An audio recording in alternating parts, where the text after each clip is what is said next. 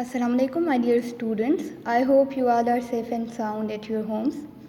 As we discussed about the 12 tenses is in our previous lecture, so today we are going to discuss its first tense in detail, and the name of that tense is present simple tense.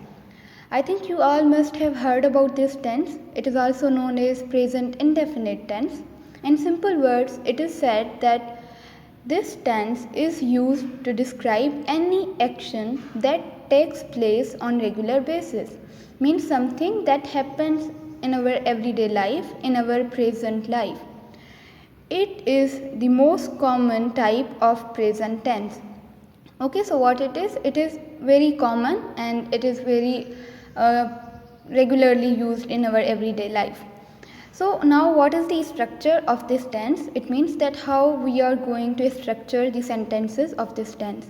So when we talk about the structure, we say that it includes subject and then verb, especially first form of verb, and then object. For example, I write a letter. मैं खत लिखती हूँ. तो अब इसमें लिखा हुआ है I is a subject, write is a verb and letter is the object. So this is the simple and very basic structure of present simple tense. Now as there are rules for every tense, so similarly here we also have rules. The first rule for this tense is that there are two helping verbs of this tense. इस जो tense है इसके helping verbs दो हैं. The one is do and other is does. Do is used with I, we, you and they. However, does is used with he, she, it and singular noun. So when these verbs are used, because in this sentence we haven't used any verb, so basically these verbs do and does are used when we make an interrogative sentence or a negative sentence. So in this way, in those sentences we use those helping verbs. Like if we use the word I, then we will use helping verb do. But if we are using the verb she as a subject in the sentence, then we will use does. Another important thing that we need to understand about this tense is the use of es or es after the verb. What it means that whenever we use he, she, it or any singular noun as a subject, then we use es or es after the verb. I am making you understand this by the example that here it is written she writes a letter. Now here you see es is added with write because the subject she is used. But when we use the word I write a letter, then here we haven't used es or es after the verb. But in this sentence is she is used, so we have to put es after the verb. So this is basically the rule and that is very important. Most of the students make mistakes in these sentences.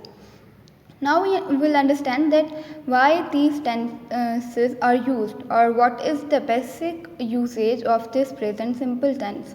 So its first usage is that it is used for habits. Habits, you all know that we all have habits. Some have habits of reading books, others have habits of watching movie or playing game. Similarly, some people have habits of going for a walk. So here I go for a walk. It's a habit, means मैं रोज़ walk के लिए जाती हूँ या जाता हूँ. She sometimes watches a movie. वो कभी कभी एक movie देखती है. Now remember, here we have also used es after the word watch because she is used. Okay, so this concept must be clear for you all. And these were the habits. You can make your own sentences with your own habits, that whatever your habits are. So another important usage for present simple tense is that it is used for general truth. General truth means something that we all agree. मतलब जिस पर हम सब यकीन रखते हों कि हाँ ये बात सच है. मतलब कि एग्जाम्पल यहाँ पर दिया हुआ है, the sun sets in the west. जो सूरज है वो वेस्ट में डूबता है ना, वेस्ट की तरफ. अब हम ये नहीं बोल सकते कि sun sets in east because sun rises from east but it sets in west. So this is a general truth. Similarly, we can say that the sky is blue. Now the sky is blue, it's a truth, we all know that. It's not pink, it's not black, it's not even purple. It has its color and that is blue. We all know that. हाँ, वो अलग बात है कि जब बादल हो जाते हैं, क्लाउडी सीज़न होता है, तो फिर क्लाउड्स की वजह से वो कलर चेंज हो जाता है, but that is for temporary time. That is not a general truth. The general truth is that sky is blue. And here another important thing for you is to understand that we have put is after the verb. Now why we have done this? Because the word sun is a singular noun. As I told you in rules that whenever a singular noun or he, she, it are used, then we will put is after the verb. So same is the case here. Another important usage for this tense is that it is used for repeated action. जैसे हमने पढ़ा कि ये आदतों के लिए, habits के लिए यूज़ होता है. Similarly, there are repeated actions that we do in our everyday life on our daily basis. For example, they take tea daily.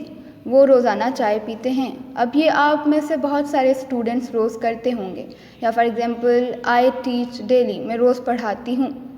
Except Sunday, that is another thing, but still that is used for repeated action.